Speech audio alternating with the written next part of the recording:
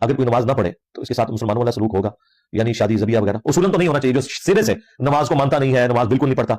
लेकिन जाहिर है कि ये अब किसी के बारे में जानना इस एतबार से, आप अपने फैमिली मेंबर्स के बारे में तो शायद कर लें, किसी दूसरे के बारे में तो नहीं कर सकते। आजकल तो लोग डर की वजह से नमाज भी घर में पढ़ लेते हैं, इस तरह आप किसी के ऊपर शरीय हुक्म तो नहीं लगा सकते। हाँ, अगर कोई आपके जानने वालों में है तो उसे फिर बताएं कि मुसलमान और काफिर में फर्क की नमाज है। जो सिरे से बिल्कुल नमाज नहीं पढ़ता वो मुसलमान तो नहीं, काफिर है। हकीकत बात है। यहाँ पे लोग ये तो पूछते हैं कि इसकी शादी नहीं हुई है तो जनाजा जायज है। बेनमाजी का जनाजा शौक से पढ़ते हैं, ठीक है, और जिसकी शादी नहीं हुई कहते हैं इसका जनाजा जायज है कि नहीं जायज है।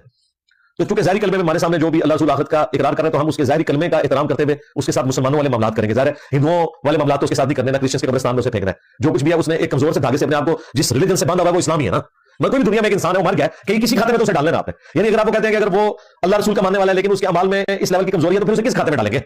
किसी खाते में तो डालेंगे। अगर आप कहेंगे हिंदू है तो हम ये कहेंगे हिंदू तो नहीं है वो, लिहाजा इसकी लाश को आग भी नहीं लगा सकते। अगर आप कहेंगे क्रिश्चियंस में से तो क्रिश्चियंस भी नहीं मानेंगे कि हमारे में से कहां से आ गए, तो कभी गिरजे में भी नहीं आया, तो किसी खाते में तो उसे डालना है ना। तो अल्टीमेटली जिस कमजोर से धागे के साथ वो बंधा हुआ है ना उसके साथ वही मामलात करें।